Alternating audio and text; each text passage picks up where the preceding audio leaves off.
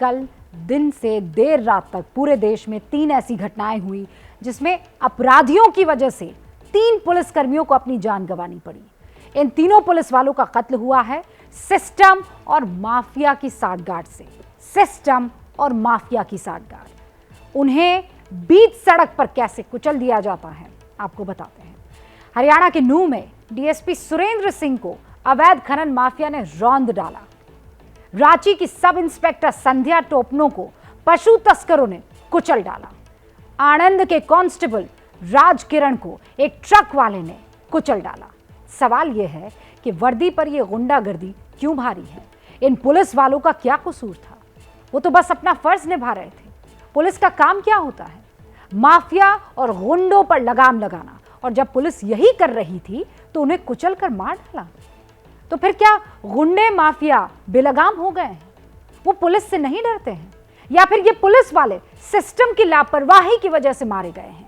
जैसे हरियाणा के नूंह में मारे गए डीएसपी सुरेंद्र सिंह के घर वाले पूछ रहे हैं कि उनकी मौत हो गई और बाकी किसी दूसरे पुलिस वाले को खरोच तक नहीं आई। ऐसा कैसे हो गया? इस हत्याकांड की सीबीआई जांच की अब मांग हो रही है। देखिए आप।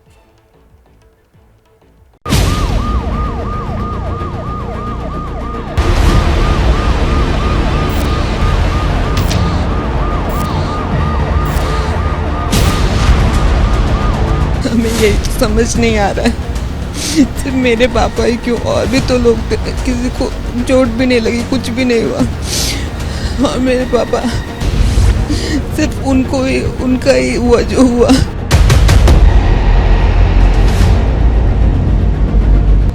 चलो मान लो डंपर चढ़ा दिया, ये कर दिया, भाई जो को गनमैन था उसको उन्होंने क्या एक्शन लिया? जो डंपर वाला जा रहा था उनके AK-47 वेपन होते हैं, कितने आधुनिक हथियार है सरकार ने उपलब्ध करा, उन्होंने क्या किया एक्शन?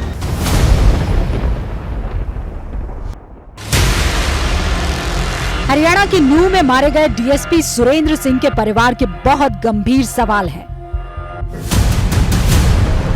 जैसे सिर्फ डीएसपी सुरेंद्र सिंह ही चपेट में क्यों आए? हमले के वक्त डीएसपी के सुरक्षा कर्मी कहां थे? सुरक्षा कर्मियों ने हत्यारों को भागने क्यों दिया? डीएसपी के सुरक्षा कर्मियों ने फायरिंग क्यों नहीं की?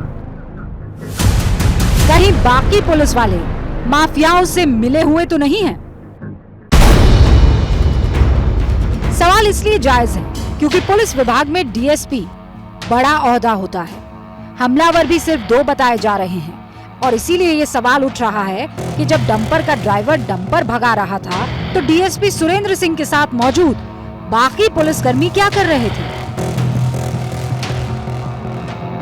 मतलब एक डीएसपी तो मार देता है, डंपर वाला आराम से भाग जाता है। उन्होंने क्या एक्शन? उनकी भी एक जांच का संदेह घेरे में, उनकी भी डिटेल कॉल डिटेल फोन की, और जो सराउंडिंग जिसका जुडिक्शन SHO का है और जो पुलिस कर्मचारी हैं उनके भाई साहब के जो स्टाफ से जुड़े हुए थे उनकी सबकी जांच की जाए। क्या कहीं उनके तार माफिया से जो नहीं जुड़े हुए थे, जो हमारा आज भाई हमारे से छीन लिया गया? आप रुक जाइए, जबकि वो नहीं माने और मरने मारने पर उतारू हो गए और उन्होंने डंपर चढ़ाने की कोशिश की। उन्होंने इलीगल वेपन भी दिखाए और उसी प्रोसेस में जब उनको रोकने का अब हमारी तरफ से चेतावनी दी जा रही थी और जब वो भागने की कोशिश कर रहा था, अचानक से उसने स्पीड देकर और जिस तरफ डीएसपी श्री सुरेंद्र जी मौजूद थे उस वक्त वो उनके टायर के नीचे आ गए और उसने उन पर ये जानते हुए कि वो गिर गए हैं और चोट लग सकती है, उन्होंने उनके ऊपर चढ़ा दिया।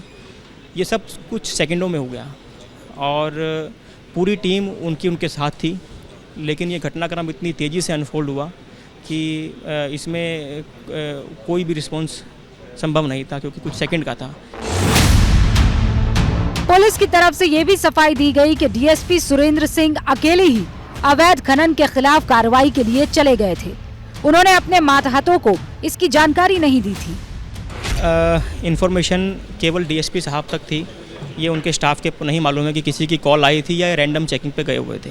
डीएसपी श्री सुरेंद्र जी इलीगल माइनिंग में और ओवरलोडिंग के अगेंस्ट कार्रवाई लगातार करते आ रहे थे और वो इस तरह की रेड्स पहले भी कर चुके थे और वो इस प्रकार अकेले पहले भी जा चुके थे। तो यह कोई नई बात उनके लिए नहीं थी। काफ़ी बहादुर और दिलेर ऑफिसर थे जो अकेले ही भिड़ जाने में उनको संकोच नहीं करते थे। तो यह इन्फॉर्मेशन उनको पहले से प्राप्त थी या नहीं थी, इस बारे में अभी कह पाना मुश्किल है। पुलिस ने उस डंपर को बरामद कर लिया है जिससे कुचलकर सुरेंद्र सिंह की हत्या हुई।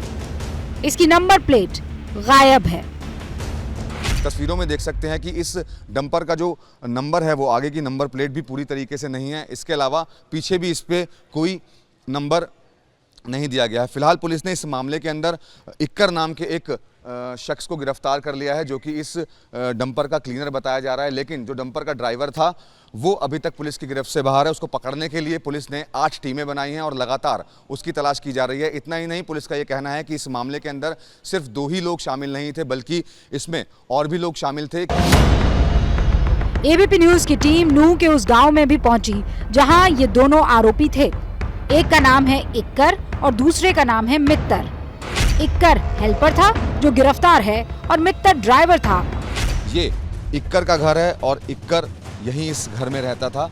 इस वक्त घर के अंदर सिर्फ इक्कर की माताजी मौजूद हैं और कोई घर में नहीं है। पुलिस की टीम यहाँ पर पहुंची थी और इक्कर को गिरफ्तार किया। इक्कर आपका बेटा है? हाँ बेटा मेरा। पुलिस कब लेकर गई थी इक्कर को? छोड़ दियो। अच्छा। हाँ मेरे बेटा गेच रहा है। ये इक्कर की माताजी हैं जो ज़्यादा कुछ नहीं बता पा रही हैं। इनको कुछ अधिक जानकारी नहीं है इस पूरे मामले की। कल इस गांव में पुलिस की रेड हुई थी, इसीलिए ज्यादातर लोग घरों में मौजूद नहीं हैं। गांव के लोग भी मान रहे हैं कि अवैध खनन होता है। अवैध खनन का काम चलता रहता है ना यहाँ पर। सर ये तो बाढ़ में से चोटाला के ज़माने से बंद है। जैसे घर की कोई नीम के लिए कोई काफ़ी लालच दे देता है, ट्रैक्टर ट्रॉली डंपर हफ्ता में 15 दिन में महीना में 2 महीना में निकालते रहते हैं। निकालते आज गांव के लिए निकालते हैं, बाहर भी नहीं। लेकिन ऐसा कैसे हो सकता है कि ये अवैध खनन बगैर किसी मिलीभगत के हो रहा हो? और ये सवाल भी उठ रहे हैं कि कहीं डीएसपी सुरेंद्र सिंह भी तो कहीं ऐसी किसी साजिश का शिकार नहीं हो गए। इतने ईमानदारी से सारी नौकरी की है अपनी। सिर्फ 3 महीने बचे थे मेरे पापा की रिटायरमेंट के और एकदम से चले गए। हमें भरोसा है कि बिल्कुल सही कार्रवाई की जाएगी।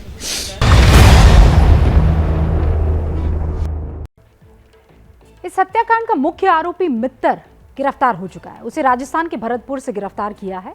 इस पूरे इलाके में यानी हरियाणा के नूह से लेकर राजस्थान के भरतपुर तक अरावली की पहाड़ियां हैं और इन पहाड़ियों में जमकर अवैध खनन होता है। जाहिर है कि ये सब प्रशासन की जानकारी और मौन स्वीकृति से हो रहा होगा, क्योंकि इसके बगैर तो संभव नहीं है।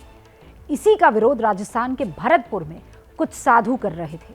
लेकिन कल इन्हीं में से एक साधु विजय दास ने खुद को आग लगा दी। ये तस्वीरें तब की हैं। तुरंत पुलिस वालों ने आग को बुझाया, लेकिन इस हादसे में साधु काफी जल गए, जिनका जिला अस्पताल में इस वक्त इलाज चल रहा है। उनकी हालत सीरियस बताई जा रही है।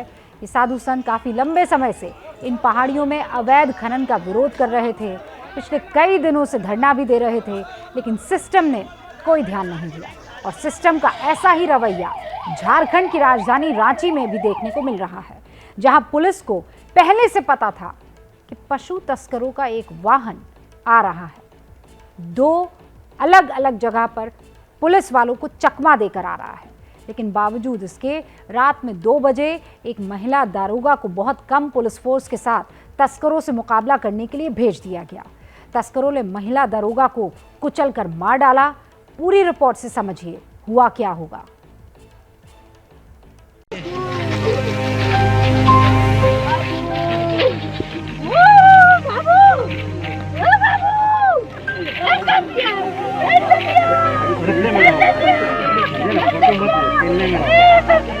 ये रांची की वो बहादुर माँ है जिसने अपनी पुलिस अफसर बेटी को खो दिया है।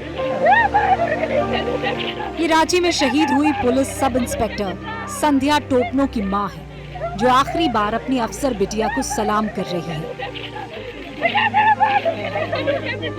माँ ने जिद की कि आखिरी बार उन्हें अपनी बहादुर बिटिया का चेहरा दिखाया जाए। संध्या के चेहरे से कपड़ा हटाया गया और फिर पहले से बदहवास माँ ने बेटी की बहादुरी को सलामी दी।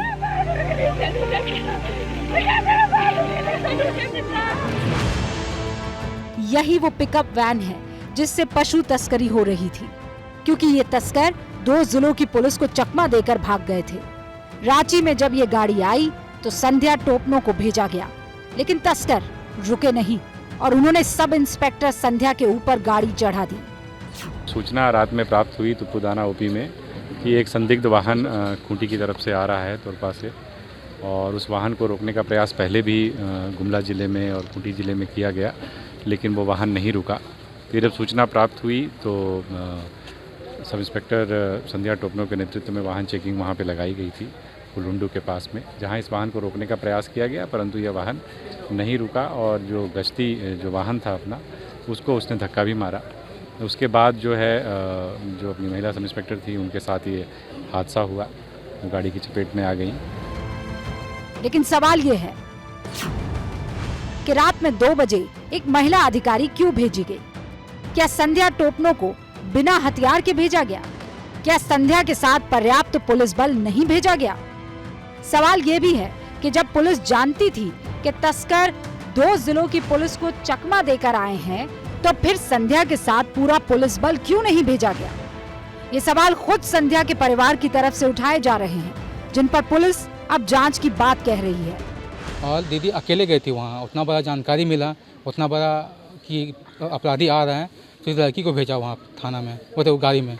ये तो गलत हुआ ना, भेजना चाहिए पूरा फोर्स को, या कोई गाड़ी आ रहा है कुछ तो उसको फोर्स भेजना चाहिए ना। ड्यूटी लगाई गई है और जिस भी प्रकार से जो पूरा घटनाक्रम हुआ है उसका हम लोग सीनियर लेवल से भी उसकी जाँच कराएंगे। और बिना हथियार के भेजा गया था, जैसा मैंने बताया कि उसकी सीनियर लेवल से जो भी प्रक्रियागत चीज़ें हैं उसकी हम लोग जाँच करवाएंगे। पुलिस विभाग की लापरवाही भी दिख रही है, लेकिन उन पशु तस्करों के हौसले कितने बुलंद होंगे जो ऑन ड्यूटी सब इंस्पेक्टर को कुचलकर मार दे रहे हैं।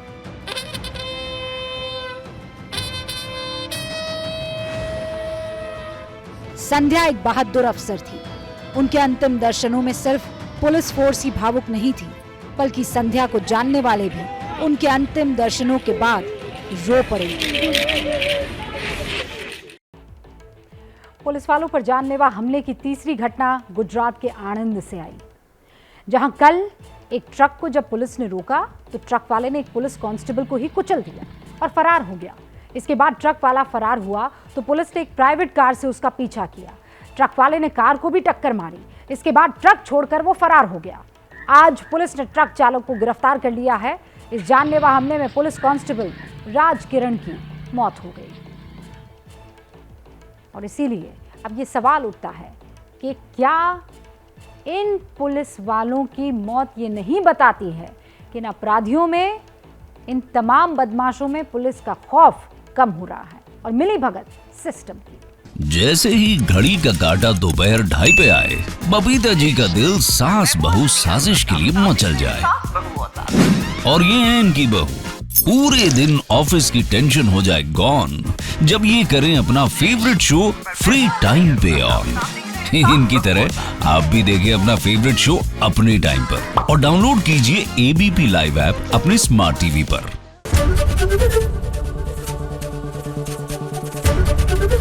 एबीपी न्यूज आपको रखे आगे।